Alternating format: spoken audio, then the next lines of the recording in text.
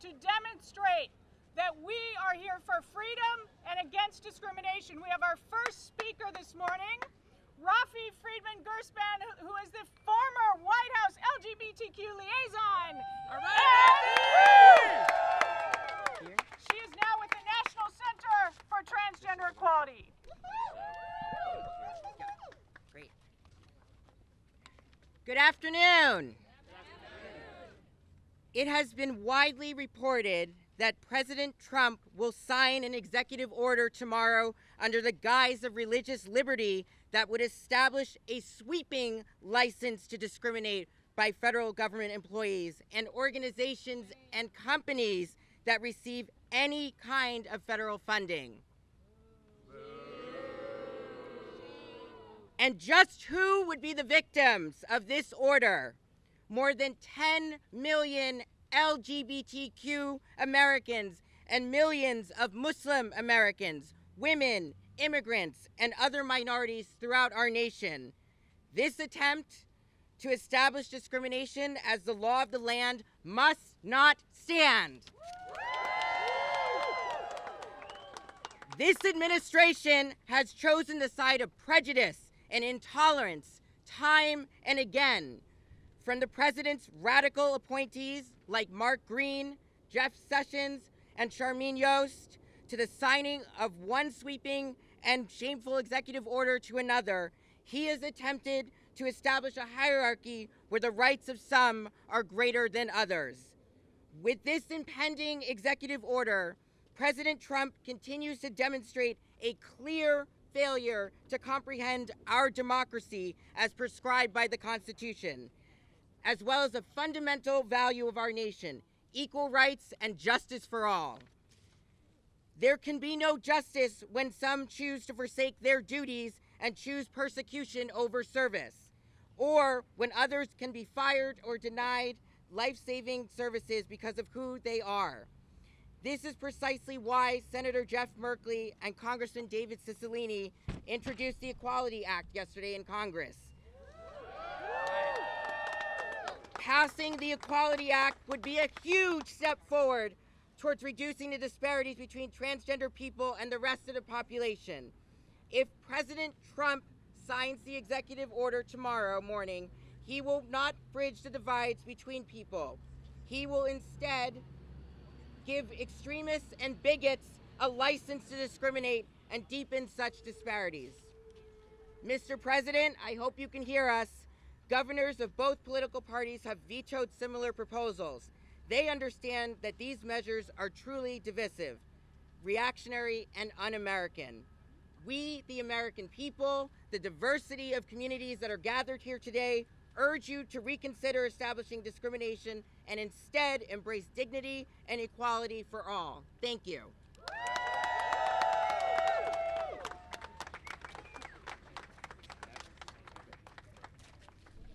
Thank you all very much for joining us today.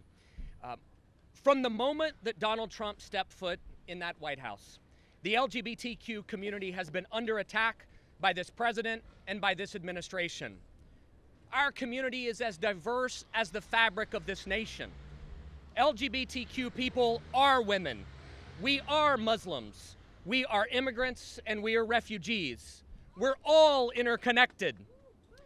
And now Donald Trump is preparing to sign an executive order that would attack all of us with a license to discriminate under the guise of so-called religious freedom. I have news for this president.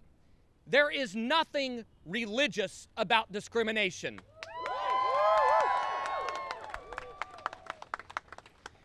There is nothing religious about discriminating against someone because of who they are, how God made them. That's a misuse and abuse of religion. Treat others the way you wish to be treated, the golden rule. That's what I was taught growing up, going to church Sunday morning, Sunday night, and if mom got her way, Wednesday night too. Donald Trump promised to be a president for all Americans. But a president for all Americans cannot advance an executive order that would allow healthcare providers to refuse to treat LGBTQ patients. that would allow child welfare organizations to deny children a loving home, that would allow government employees to turn away LGBTQ people simply because of who they are, or that would undermine the rights of women, religious minorities, and communities of color. A president for all Americans cannot wave a rainbow flag while nominating extremists to run the government for him. Extremists like Army Secretary nominee Mark Green, who urged public officials to ignore the Supreme Court's historic marriage ruling just last year. And most horrific of all, he called being transgender a disease. This is un-American and it's wrong. And that's why we're here today, standing together in coalition and lock arms to tell the Trump administration that we won't go away and that we're not backing down. Today, the Human Rights Campaign and our nearly 2 million members are calling on Donald Trump to drop this proposed license to discriminate and stop his attacks on all our communities. And Donald Trump must withdraw the nomination of Mark Green and finally put country ahead of politics. We have all come too far and fought too hard and accomplished too much to allow anyone to drag us backwards. We stand unified today. We stand unified tomorrow. And when Donald Trump attacks any one of us, he is going to keep hearing from all of us. I'd like to now bring to the podium Ellen Buckman of the Leadership Conference for Civil and Human Rights. Woo! Thank you, Chad Griffin with the Human Rights Campaign.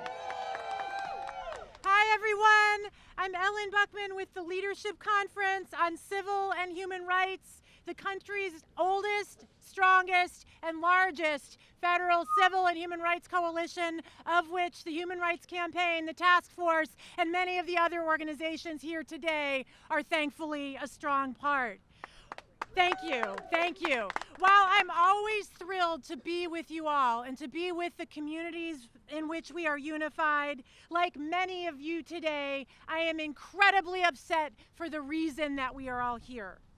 We, and at the Leadership Conference for now more than 65, nearly 70 years, have fought for generations to rid this great country of discrimination, to make sure that everyone's rights are protected and everyone enjoys the full liberties that they are entitled to in full under the United States Constitution.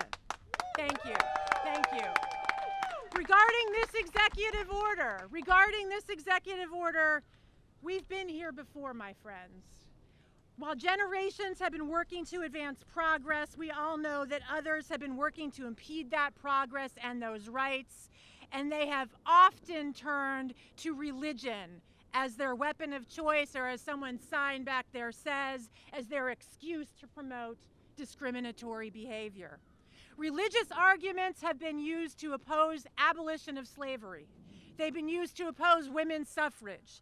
They've been used to oppose racial integration in our society. They've been used to undermine and limit immigration. We all know they have been used to oppose interracial marriage and LGBTQ marriage. They've been used to undermine the American dream, whether that means the issues that I've mentioned, the American Disabilities Act, or take away workers' rights from collective bargaining. We have been here before, and let me just say, we will not stand for this now. Thank you.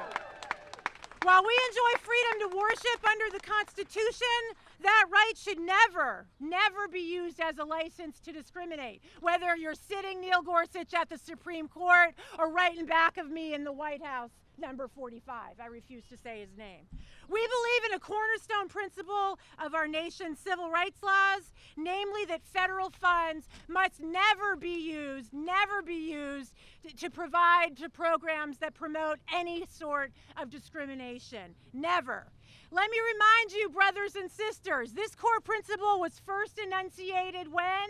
In 1941, when President Roosevelt signed the first executive order prohibiting federal defense contractors from discriminating based on race, creed, religion, color, or national origin.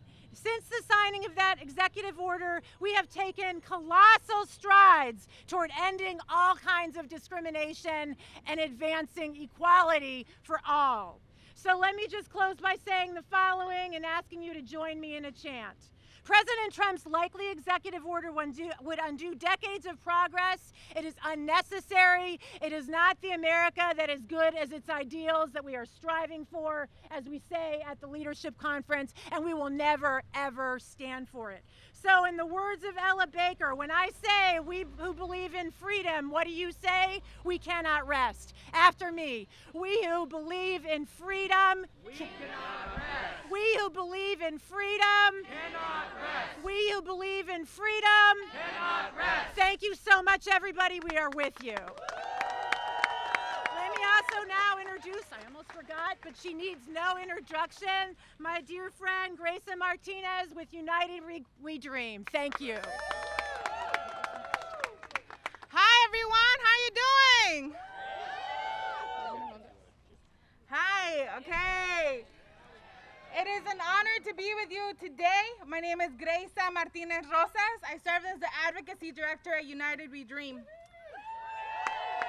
United We Dream is the largest undocumented youth-led network in the country.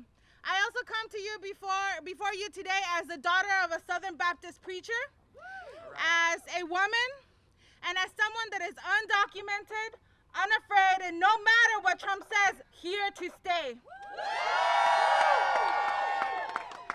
Now, when my mom would call them the chismes or the gossip or the leaks of what we heard about what Donald Trump will do to our communities using our faith as a shield to his hatred, it's not new. We have seen this over and over again with the Republican Party. We have seen this in our courthouses. We have seen this in North Carolina. This isn't new.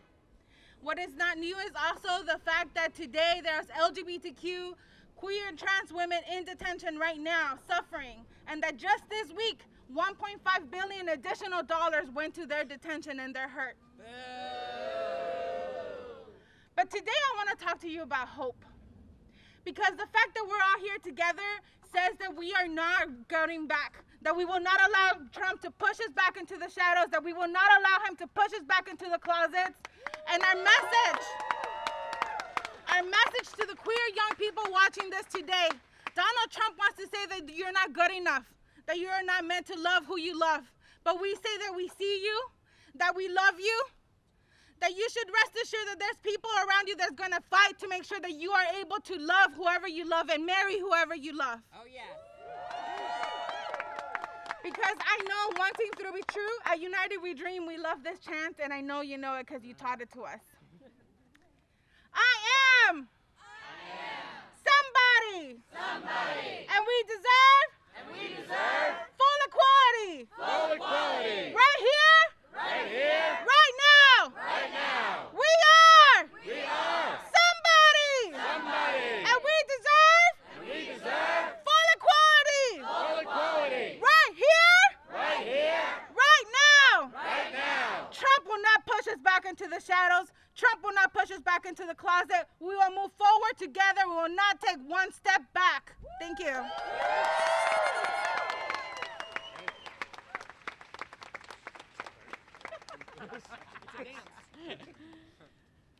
This is such an important issue that members of Congress are coming over from the Hill to join us.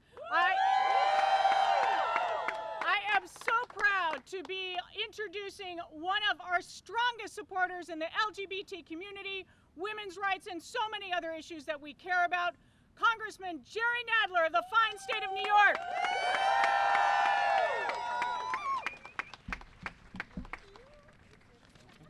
It should be this and this? Yes, a little bit about. Yeah.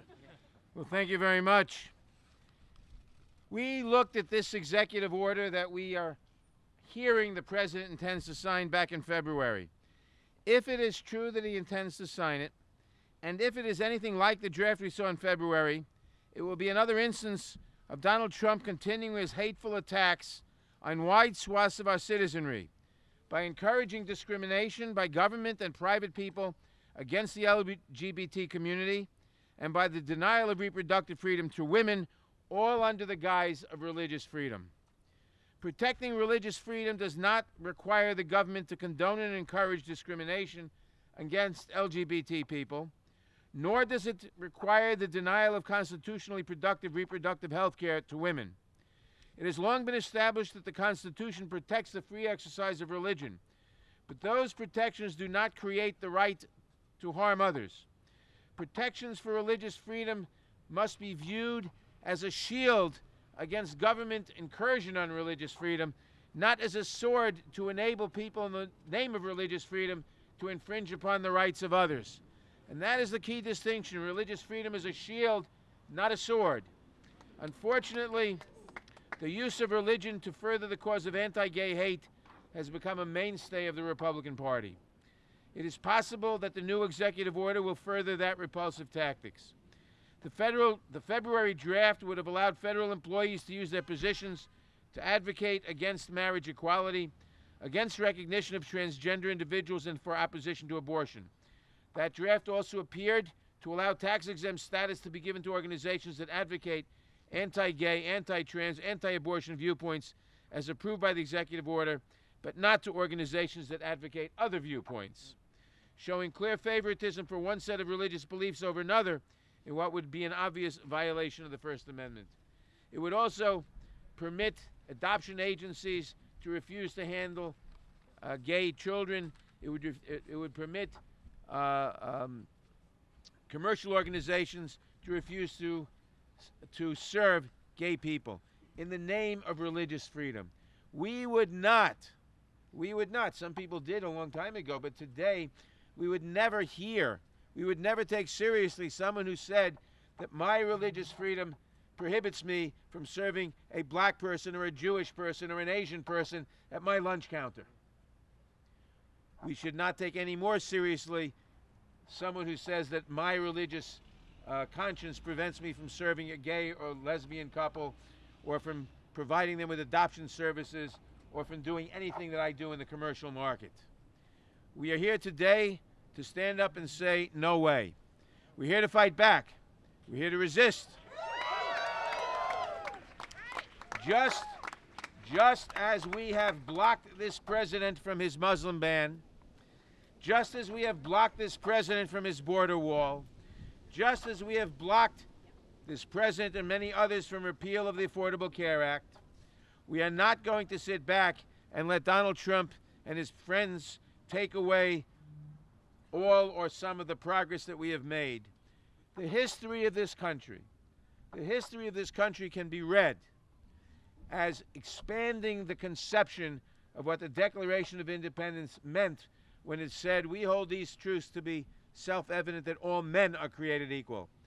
Who did they mean by men who are created equal in 1776? They didn't mean women. They didn't mean black men. They didn't mean Native Americans. They didn't mean LGBTQ people. They didn't even mean white men with no property, with little property. But we have struggled for 240 years to expand that definition to include everybody. We're almost there. We will not permit the clock to be turned back. We will not permit the subversion of our basic liberty in this country. We are not going to give up to Mr. Trump. We are still here. We're not going anywhere. We will not let you strip us of our rights, and we will not let you dishonor this country and its tradition of expanding liberty. Thank you.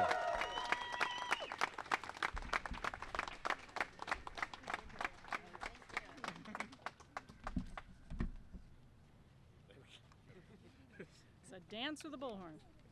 All right. You got it backwards. Got it there? Yep. All right. Hello, everyone. I'm Ray Carey, the Executive Director of the National LGBTQ Task Force. I want to thank all of you way back there in the back, going out into the street, for showing up today with your bodies, your hearts, and your commitment to true freedom. This executive order is going to be a free pass for widespread and divisive discrimination against LGBTQ people, against those seeking reproductive health services, including abortion, and frankly, against anyone who someone wants to discriminate against. Make no mistake about it. This is part of Trump's broad plan to oppress specific groups of people, as evidenced by his actions over the last 100 days. Whether individual groups of people are named specifically, we know who what this executive director will do to hurt so many people. LGBTQ people, people of color, Muslims, women. And it will have the harshest impact on those of us who are low income, who can't just go to another source for services when a religious person turns them down for potentially life-saving services. A person of faith turns them down just based on what they believe. If a shelter is allowed to discriminate against a transgender young person who doesn't have housing, there might not be another shelter to try. If a health clinic won't allow a poor young woman to get an abortion, there might not be another provider she can go to. If a low-income, older Muslim man is turned away from the Social Security office, there is nowhere else he can go for those benefits. This order is designed to destroy lives and roll back fundamental rights. It will trash the separation of church and state. Absolutely. It will seek to combine church and state. It will have an immediate and chilling impact on every aspect of our lives, disproportionately affecting the vulnerable. What will be shocking to millions of people of all faiths and secular people alike is that Trump radically twists the freedom of and freedom from religion to justify this amoral action. Friends, if Trump moves forward in signing this executive order will be truly devastating to American freedoms. A federal religious exemption executive order is also designed to bolster discrimination going on in the states. As you know, this year we have seen a troubling number of anti-LGBTQ bills in the state legislature. These bills threaten the dignity and equal treatment of LGBTQ people, and as we have seen in Texas today, right now as we stand here, they come in many forms. From anti-reproductive health laws to explicitly anti-transgender laws to laws abusing the notion of religious freedom to justify discrimination. We are resolute in standing together. We will continue to join with immigrants, Muslims, refugees, women, and other fair-minded people in protecting what we hold to be good and true about America. We cannot let that man in the White House win. We will resist and we will defeat the bully in chief.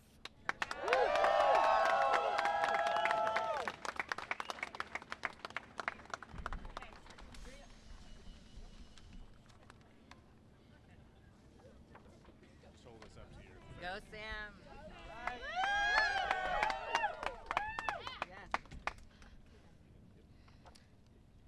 There is a common saying, if they come for me in the morning, they will come for you at night.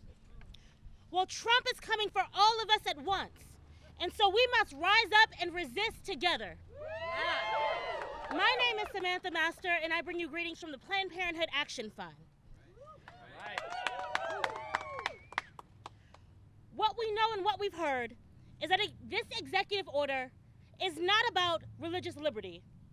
It is about allowing employers and service providers to determine whether women and people with uteri should be able to access birth control and abortion. This is about allowing employers and service providers to determine whether businesses have a fundamental right to discriminate against LGBTQ people. I thought we settled this argument in 1964, but obviously I'm mistaken.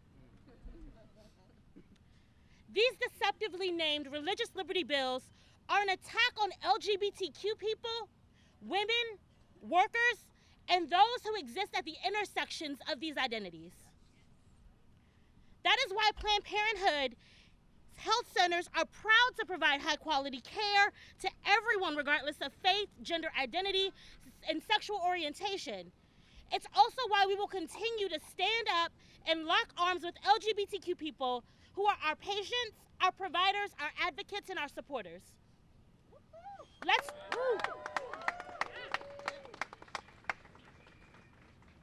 Religious liberty is an affirmation of the God-given dignity of LGBTQ people.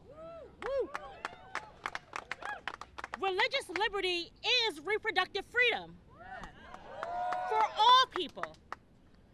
Religious liberty is the right to live whole, decent, and self-determined lives, free from fear. That is religious liberty. We must rise up and resist together. So I know we like to chant, and so I'm going to lead you in one more chant. When our lives are under attack, what do we do? Stand up, fight back. When our lives are under attack, what do we do? Stand up, fight back. What do we do? Stand up, fight back. What do we do? Stand up, fight back. Thank you.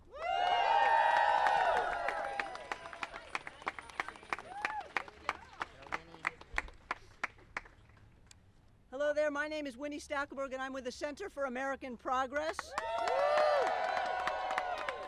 And because this administration likes to use alternative facts, I'm here with some real ones.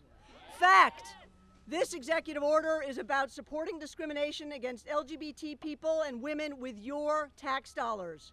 If this order is anything like the leaked draft we saw in February, it could make a worker's sexual orientation or gender identity a fireable offense in a taxpayer-funded job. That's wrong. Fact, religious freedom is a core American value and one that is deeply held, but not by the Trump administration. Because the fact is, the day Donald Trump announced his campaign, he has relentlessly attacked Muslim Americans, tried to ban an entire religion from entering the country. His administration has done nothing in the face of a wave of hate violence against religious minorities and veered dangerously close to denial of the Holocaust. Fact, people of faith do not support discrimination. I have here in my hand a letter from over 700 faith leaders, and it's growing, from all across the country, with a simple message for Donald Trump: do not sign this executive order. Fact, businesses don't support discrimination either. Polling conducted by CAP, the Unity Fund, and Small Business Majority found that 66% of small business owners oppose laws that allow businesses to discriminate against LGBT people on the basis of their owners' religious beliefs. The fact is that no one, from the faith community to the business community to voters, no one but the far-right extremists want this executive order. The fact is that Mike Pence is taking his failed anti-equality agenda from Indiana to the White House, an agenda that was disastrous for the state's economy, for public health, and for the safety and dignity of LGBT people. Fact, the White House wants LGBT people to believe we're going to be okay because of Jared Kushner and Ivanka Trump. Well, the president is on the verge of signing the most significant attack on our community in recent history. The fact is, just yesterday, Ivanka told the New York Times she'll review executive orders before they're signed. If she's a friend of our community, why is this heading to the president's desk? Fact, the White House has been targeting our community from day one, and no matter how many times Donald Trump waves a rainbow flag, we won't forget it. Fact, I want Donald Trump, Mike Pence, Jared Kushner, Ivanka Trump, and every person in the White House to hear this. So repeat after me. We're angry. We're angry. We're organized. We're organized. We're here. We're here. We're queer. We're queer. And if you don't sign this order, we aren't going anywhere. If you sign this order, we aren't going anywhere. We aren't going anywhere. Thank you. And now let me introduce my friend Aruj Arshad.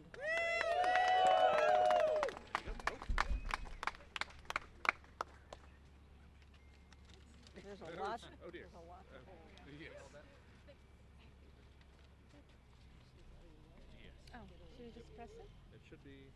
There we go. Okay. Assalamu alaikum. Hello. Hi, everyone. My name is Aruj Arshad, and I'm a queer Muslim immigrant woman from Pakistan. I work at Advocates for Youth, where I work on a Muslim Youth Leadership Council, where young people work on sexual and reproductive health and rights. And I'm also the founder and current steering committee member of the Muslim Alliance for Sexual and Gender Diversity, the only national Muslim LGBT organization in this country. Living in these intersections during Trump's hateful campaign rhetoric and the first 100 days of the Trump administration's vitriolic policies has already had a significant impact on our communities. People of color, Muslims, immigrants, women, and LGBT people are all under attack. I wake up every day thinking about the safety of my family and my community. Hate crimes against Muslims have increased significantly, including arson and desecration of our mosques, and violence towards people who are Muslim or perceived to be Muslim, including murder. And as you might know, President Trump's hateful campaign rhetoric has now been codified within a series of executive orders, including 2 executive orders related to the Muslim ban. Boo. These bans, although blocked in parts by the courts, still have had an avenue to drive hatred towards the Muslim community. These executive orders also push a false narrative that somehow this administration is protecting LGBT rights from Muslims. We know that this is propaganda, pitting the LGBT community against Muslims, and we will not fall for this. We know that this administration is just as hateful towards the LGBT community as it is towards Muslims. Discriminating attitudes towards trans members of our community, having CFAM designated as an anti-LGBT hate group be part of the US official delegation to the UN, to the Commission of Status of Women, and this executive order. I also wanted to read a statement from the Muslim Alliance for Sexual and Diversity around the executive orders that came out that were about the Muslim ban, because we know from day one that this administration has been against LGBT people because it came out with the Muslim ban and they're LGBT Muslims, right? So the statement is that we condemn these actions in the strongest terms possible. The Muslim ban is racist and Islamophobic, targeting Muslims and Muslim majority countries. As LGBTQ Muslims, we are keenly aware of the homophobic and transphobic policies of the Trump administration. The language in the executive orders around LGBT people is not driven by sincere concern for LGBT people. Rather, it is intended to be a wedge that divides our Muslim and queer communities. We refuse to be used as a wedge issue against our own communities and families. When members of our communities and families are stigmatized as national security threats, it harms all of us. This language also reinforces the false idea that LGBT rights are the sole province of the USA, and it undermines the many local movements for LGBTQ rights in Muslim majority countries. We call upon our allies within LGBT movement, anti-racist movements, and faith-based communities to stand with us and other Muslims in opposing the implementation of these executive orders, including the religious executive order. And we understand that this will have such a devastating effect on our families and communities across the country and around the world. We will continue to fight for our communities, and we will continue to resist injustice that threatens to tear our communities apart. Thank you.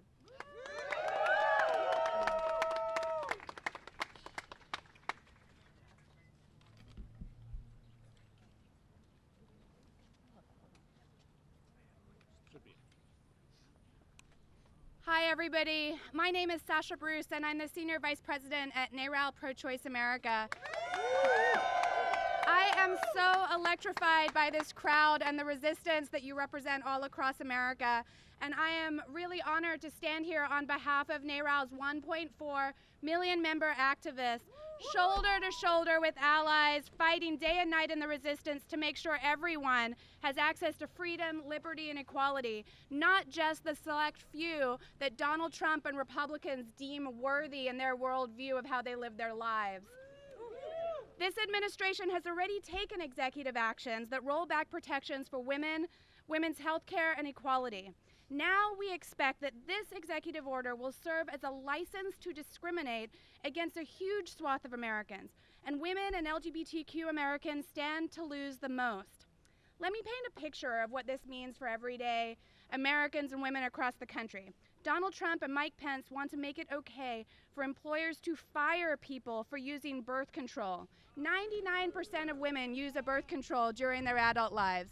They want to fire people for using birth control if they don't deem it's okay with their religious beliefs. They want to fire women for being an unmarried mother if they're not okay with that. And they want to fire women for having an abortion, regardless of whether it's with their own funds or not.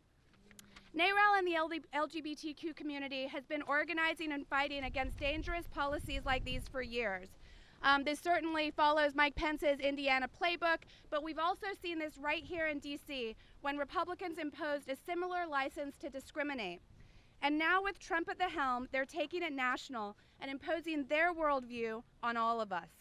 Let's be clear, Americans that voted for Trump did not do so to enact an agenda of discrimination and hate at every level. And they did not do it to attack our core values of freedom and equality that everybody, no matter where you live in America or what you believe in, stands up for day in and day out.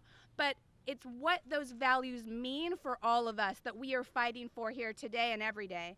And they did not vote to allow their bosses to determine what kind of health care they can and cannot access. Because Americans oppose government-sanctioned discriminations of all form. We oppose government interference in the most intimate parts of our lives.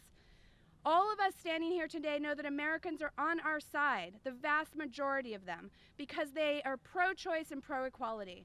This is the land of the free, a land in which everyone should have the same opportunity to get ahead and make good lives for their families as they so choose, not as the government and Donald Trump dictate.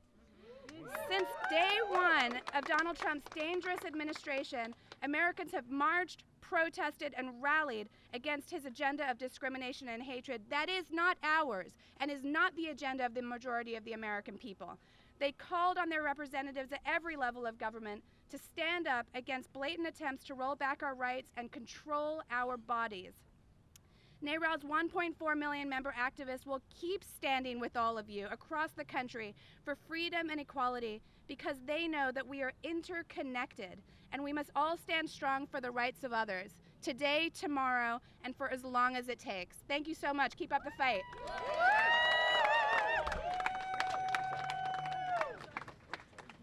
As I said earlier, we have members of Congress who knows just how important this is, so I am honored to introduce someone who is so tireless in standing with us that yesterday he led the reintroduction of the Equality Act, and today he's here with us, Senator Jeff Merkley of Oregon.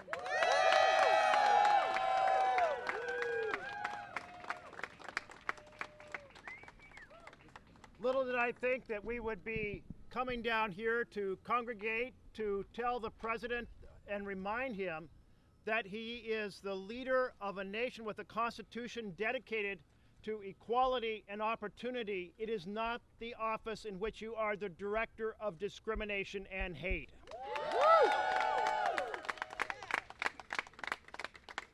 Throughout our history, when folks have pursued equality of opportunity, equality in general, to be able to live their life as they please, there are those who have been saying, well, we don't agree with how this group lives or this group operates or this group should marry, and they have tried to stand in the way. And we have found time and time again that we have brought America together to say, absolutely, we will not tolerate discrimination.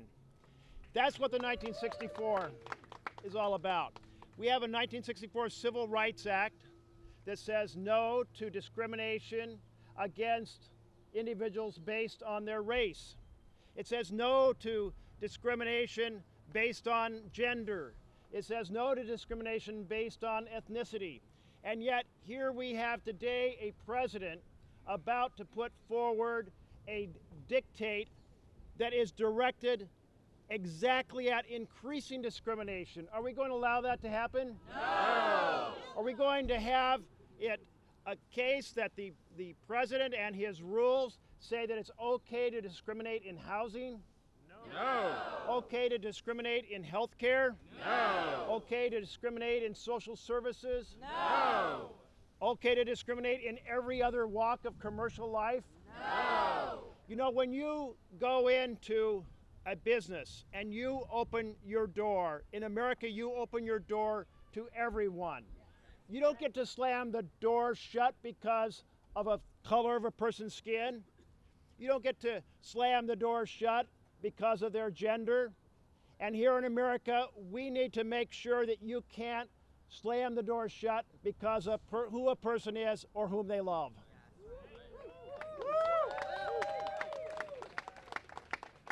The door to equality and opportunity is fundamental to the vision of our nation, that everyone should have the opportunity to thrive. No one should be denied the opportunity to have a job because of their sexual orientation or their gender identity. And yet, here we are with a president who interestingly attacked group after group after group during his campaign. He attacked Muslims, and so we need to stand shoulder to shoulder with Muslims. He attacked immigrants, so we need to stand shoulder to shoulder with immigrants. He attacked Hispanics, so we need to stand shoulder to shoulder with Hispanics. He attacked women, and so we need to stand shoulder and shoulder to the women of America. He didn't, during his campaign, directly attack the LGBTQ community, but here it is today, he's doing exactly that, and we must stand with the LGBT community shoulder to shoulder to say no to discrimination. This is a dark moment for freedom in America. It's a dark moment for equality in America. It's a dark moment for opportunity. Let's instead sweep this moment away and pass the Equality Act. Yeah. Folks, we've come a long ways in the last 8 to 10 years. We've seen a lot of changes. We have seen that we've gotten the hate crimes legislation. We've changed the way the military operates. We've secured freedom to marry. But here we are fighting a broad sweep backwards in which a president is going to lead the charge to establish a full spectrum of discrimination and hate across America. We must oppose it with everything we have, and I look forward to being with you in partnership in this battle. Thank you so much. Not do this, Mr. Trump, not in our name. In yesterday's Washington Post, there was a heartbreaking story. My wife shared with me the article. Jack Zawadski and Robert Husky were together for 52 years. 52 years. The ups and the downs, the hills and the valleys of love and relationship. But then Robert got sick. He was in his 80s and went to live in a nursing home because he could no longer take care of himself, and Jack couldn't quite take care of him on his own. And then Robert died. Before Robert died, his son made an arrangement with a funeral home to cremate his body after his death. The nursing home calls the funeral home to say, Robert has died, we're ready to make arrangements. And the funeral home, upon finding out that Robert and Jack were married, decided not to cremate Robert's body. This indignity in life translates into ultimately indignity in death. We stand here today because we know that actually a majority of people of faith oppose these kinds of harmful legislation. The Public Religion Research Institute has told us the recent data suggests that 61% of people of faith in America are affirming of LGBTQ people. We need to stop acting like we are in the minority on this. It's a lie that we are not actually representing people of faith when we say no to these harmful legislations. So I stand here today to say that we cannot cement into law harmful theologies, that discrimination is actually not a Christian value, and that we need to be protected from religious and spiritual violence. So much is at stake. I'm reminded of a story within my tradition about the Jericho Road. It's a perilous road. It's a dangerous road. People are attacked on that road and left there to die. Well, this bill represents a Jericho Road moment. And we, as people of faith, we as people of moral courage, we as queer folk, as black and brown folk, as trans folk, as immigrant folk, as Muslim folk, say that Jericho Road must be destroyed. Yes. And so, I leave you with this. If it's not just, it's not faith. If it's not just, it ain't faith. Say that with me. If it's not just, it's not faith. Amen. Thank you.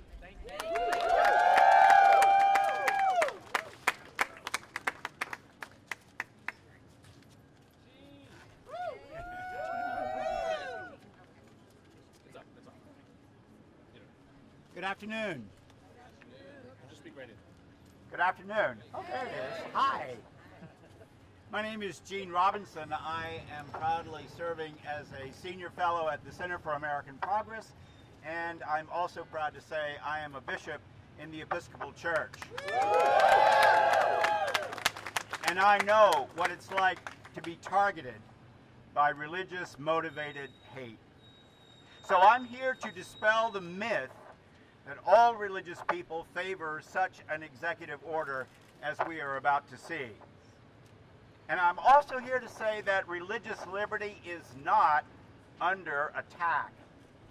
The First Amendment is alive and well and protecting all people of all faiths. This is a solution in search of a problem. Now, every good sermon has 3 points. So here you go. Number 1, read your Bible, people. Jewish prophets of old and Jesus himself demanded compassion for the most vulnerable, not their state-funded, state-sanctioned victimization. Number 2, don't be deceived. This is not about freedom of religion. Rather, it's about privileging one set of religious beliefs over all the others. And number 3, let's be clear. This is about cynically using religion to mask and justify discrimination against LGBTQ people, women, Muslims, and others. Many who favor such an executive order are known to often ask, what would Jesus do? Okay, what would Jesus do? Well, Jesus would not applaud this executive order. Jesus would not support this kind of treatment of our most vulnerable. And certainly, Jesus would not use religion to mask hateful discrimination, and neither should we. So, people of faith, stand with us and reject this shameful distortion of religion. Thank you.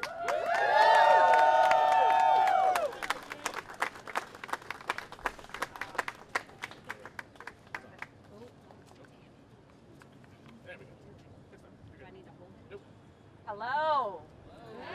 What's up? Don't they know you're not supposed to put lay people after the preacher? You know. My name is Kiara Johnson. I'm the Executive Director of Unite for Reproductive and Gender Equity. We work with young people across the country around issues of sexual health and reproductive rights and gender justice. Not just in San Francisco and New York, but in Alabama, in Kansas, in Georgia, in Texas, and in Ohio. Many of you may not know, but young people, while exceptionally spiritual, are the most likely to be religiously unaffiliated. A full 1 in 4 don't affiliate with religion. Now, you may wonder why that's the case. It's because we're not stupid. We know the beauty of religion when we see it.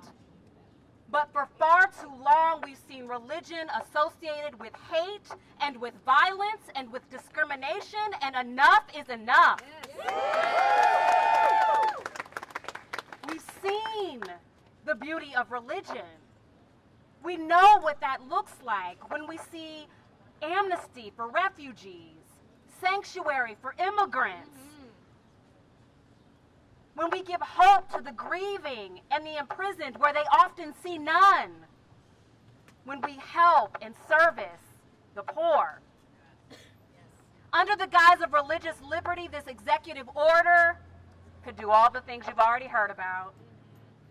You know, we talked about women being under attack, queer people being under attack, Muslims being under attack. But what I want to tell you is if you don't think they're out to get you,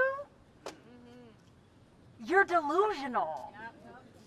You're delusional. This is about you. It's about you. What we know is scary, but what we don't know is the nightmare, because we actually don't know where the line is to this discrimination. This is not who I am. This is not who we are. I don't want my sons growing up thinking this is what religion and spirituality and American values are all about. So today and every day, we say no. Corporations do not get to play God with our lives. Today and every day, we say no. It is no politician's job to live our lives for us. Today and every day, we say, Mr. President, your religion, your morals, and your values will never trump ours.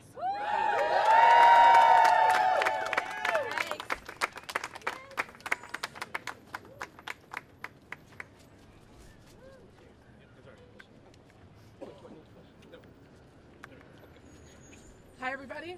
Thank you so much for being here this afternoon. My name is Maya Rupert. I'm with the Center for Reproductive Rights. We're a global human rights organization that's committed to fighting for reproductive freedom for women and for all people who need it. And I'm so inspired to be here today with so many people who are committed to fighting and committed to protecting, because make no mistake, this EO is an attack. It's an attack on women and trans people and our right to reproductive freedom. It's an attack against the LGBT community and equality. And it's also an attack on towering people of faith who don't want to have their religion used as a wedge and co-opted by people who are cynically using it to try to pit us against each other. How dare they use religion to try to deny health care, to take decisions about birth control out of our hands and put them in the hands of our bosses, use religion to try to deny our humanity, and try to occupy a higher moral plane while they're doing it. Religious liberty does not need a license to discriminate, but more than that, religious liberty cannot survive a license to discriminate. Religious freedom requires freedom, and when there's an attack on freedom anywhere, there's an attack on freedom everywhere. So there is no religious freedom without reproductive freedom, and there is no religious liberty without queer liberation. Thank you for being here and standing together today.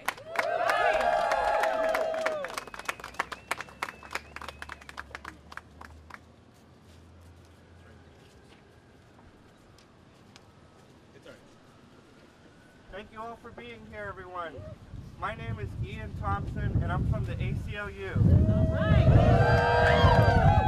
Over the past 104 days, we have watched the Trump administration wage one discriminatory battle after another, targeting immigrants, refugees, Muslims, women, workers, transgender students, and many more.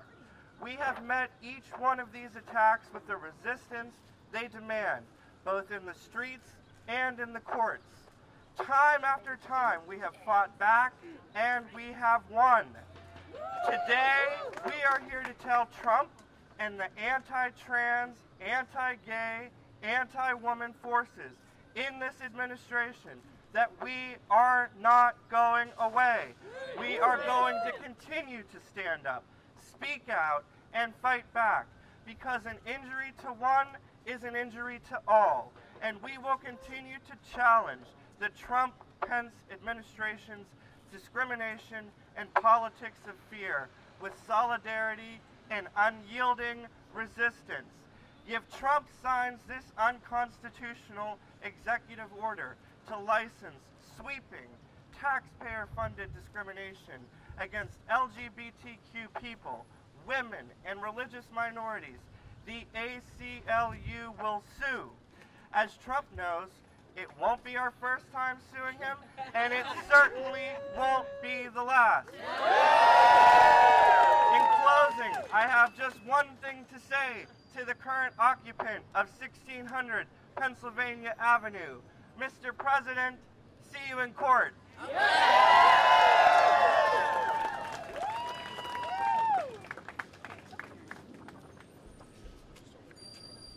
All right, everybody, can you hear me? All right. My name is Sharon McGowan. I'm the Director of Strategy with Lambda Legal, the lawyers for the LGBT community. And to quote our friends on Saturday Night Live, seriously? I mean, seriously? I'm going to talk in language that Donald Trump understands, right? Trump says that he knows more than anyone about winning. So then why are we talking about this loser EO? You know why we're talking about this loser executive order? Because he is surrounding himself with people like Mike Pence. And you know what? Mike Pence doesn't know about winning, especially when it comes to this issue. He tried this nonsense in Indiana, and you know what happened?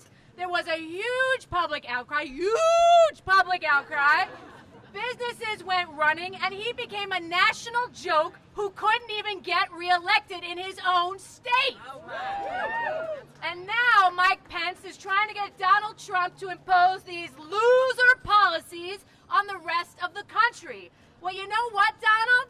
You should listen to people who know something about winning. And you know who knows that? Lambda Legal, baby! Lambda Legal will fight this with everything we've got. And we will win, just like we won for Kim Hively in Mike Pence's home state of Indiana. Just like we won for Jim Obergefell. So seriously, Donald, this is a loser policy. It is nothing more than a license to discriminate. This is not what winning looks like. And it's not too late to turn back. Don't be suckered into signing this loser executive order because Mike Pence wants to score points with religious fundamentalists. Be on the right side of history. Be on the side of winning. Don't do it. Just don't do it. But I'm telling you, Donald, know this. If you do, Lambda will sue you. We will revoke your license to discriminate, and we will show you what winning looks like.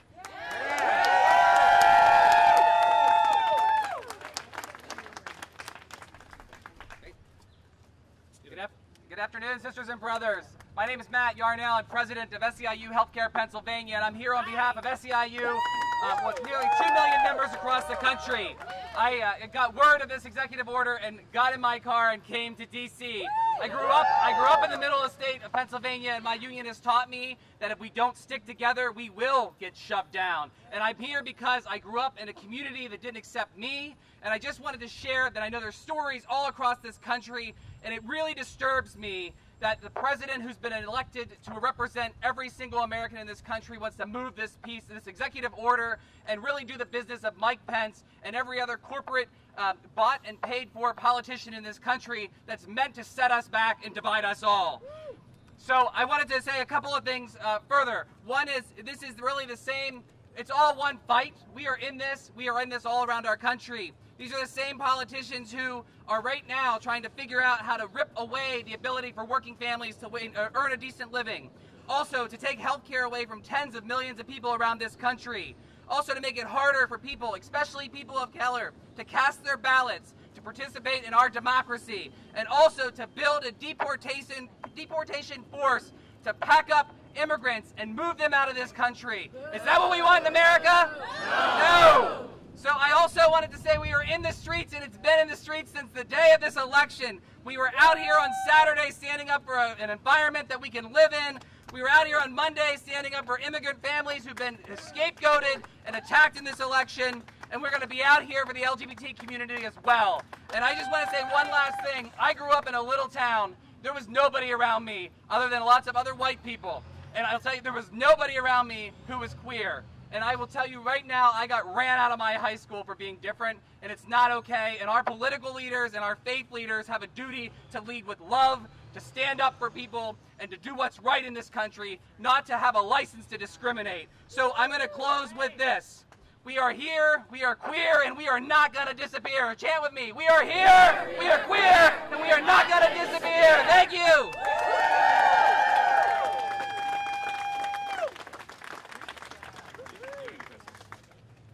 Hi, everybody. Thank you for your endurance and your patience today. My name is Julie Gonan. I'm with the National Center for Lesbian Rights.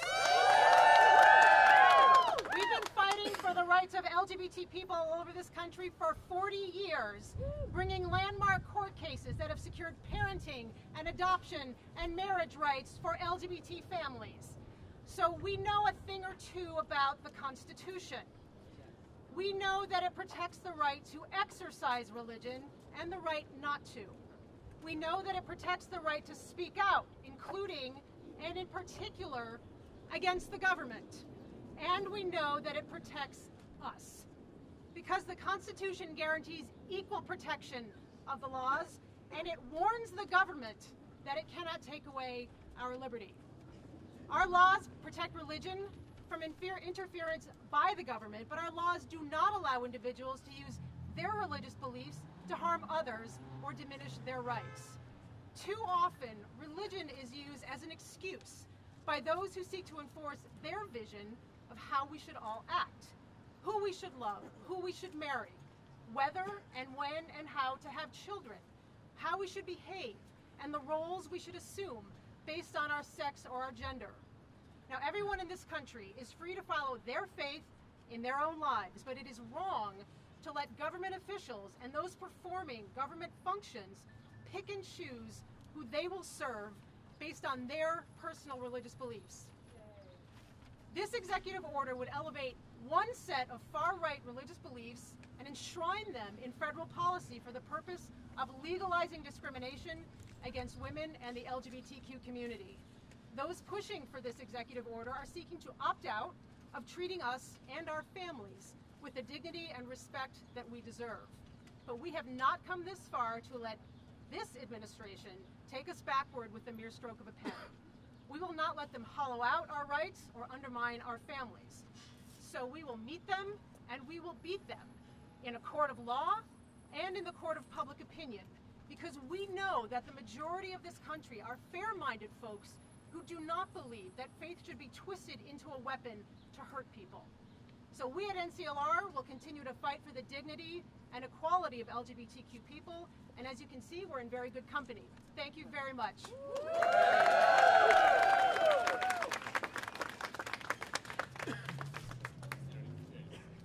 Hi, I'm Gretchen Borschelt. I'm the Vice President for Reproductive Rights and Health at the National Women's Law Center. And I'm here today standing along with all of you to protest Trump's plans to grant a sweeping license to discriminate. Now, Trump may claim that he's trying to protect religious freedom, but we know the truth.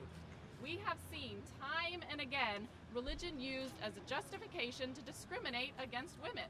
Religion has been used to take birth control coverage away from women, to deny equal pay to women, to refuse to treat women seeking an abortion, to deny women benefits on the job that men receive, and to fire individuals for having sex outside of marriage, or for their decisions about whether and how to start a family. That is not religious liberty, that is discrimination. We know another truth. We know that voters oppose religious exemption laws, like the kind Trump is considering.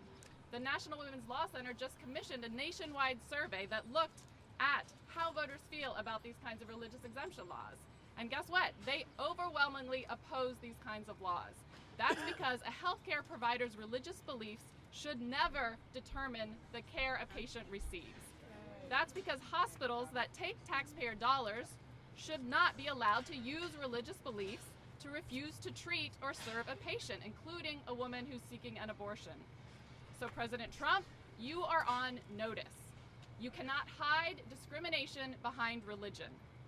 What you're planning to do is unpopular, it's unfair, and it's discriminatory. And we stand here together with all of you to call on the president to abandon this license to discriminate. If he doesn't, the National Women's Law Center will sue. Thank you.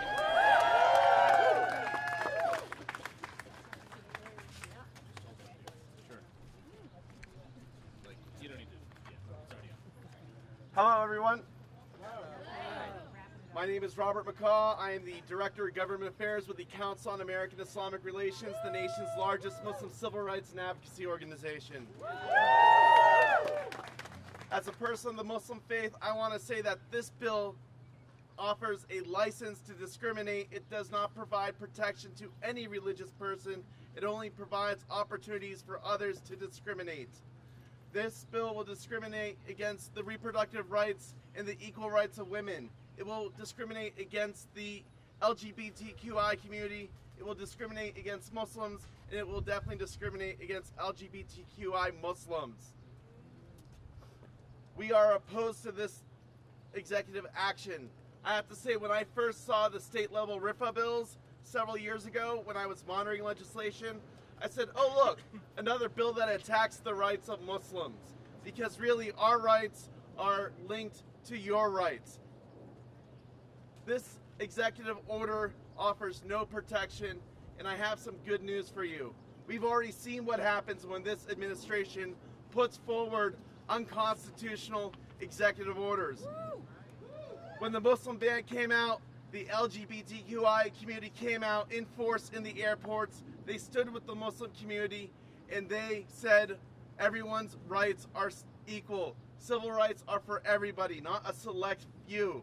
I want to let you know that the Muslim community, we stand here today with you.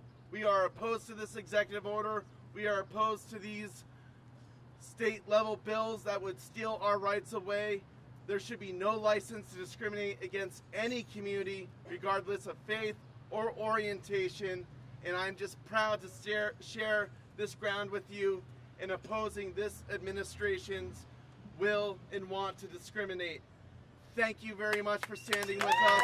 We stand here with you. We will be on the streets. And when we have to oppose this in the courts of public opinion, or, you know, in Congress, we will. So thank you. Thank you.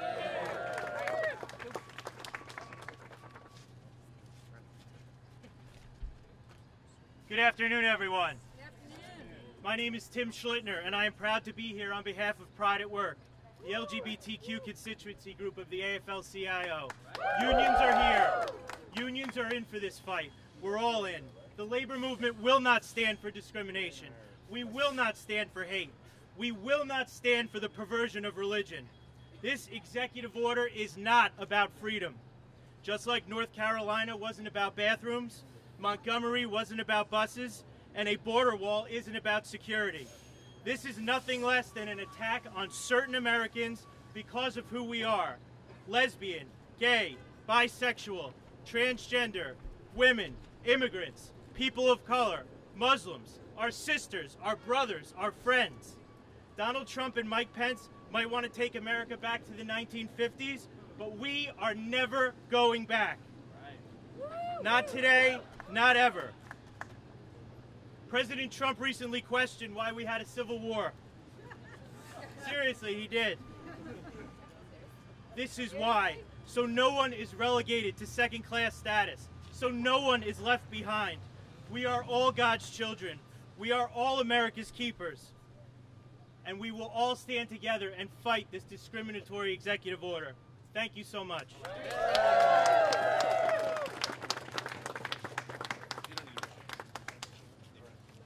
Good afternoon. It's always an executive that doesn't know how to work the machinery. Forgive me, I'm Justin Nelson. I'm the co-founder and president at NGLCC, America's LGBT Chamber of Commerce. And I am the last person between you and the last speaker, so I'm going to keep it short, but maybe not so sweet. I'm here to give an economics lesson to the president that wants to be a jobs president. And throwing people out of work whether they're LGBT because they use birth control or for any other reason, doesn't add to our economy. It adds to the unemployment rolls, and that is not good for our country. Mr. President, do you know that there are an estimated 1.4 million LGBT-owned businesses in this country? And in our recent report, we found that they employ 33 million Americans. Our LGBT-owned businesses put over $1.7 trillion into our economy last year. This is not a community you need to discriminate against. It's a community you need to lift up so that we can employ more people, offer more health care. And I have to tell you, Mr. President, I am a red-blooded tax-paying American, as are the others at this rally today.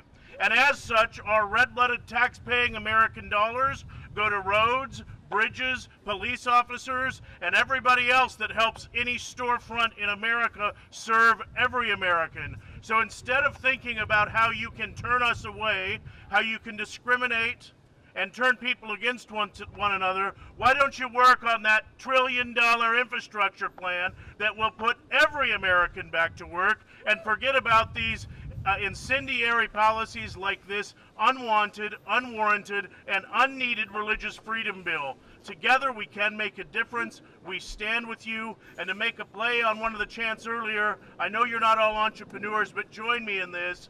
We're here, we're queer, we own businesses. We're here, we're queer, we own businesses. Thank you very much. All right, good people, are we fired up? Are we ready to go? All right, you know what? It's time to go. So let's do one last chant, and thank you everyone for being here. What an incredible array of speakers and support and allies. Hey, hey! Ho, ho! Discrimination's got to go! Hey, hey! Ho, ho! Discrimination's got to go! Hey, hey! Ho, ho!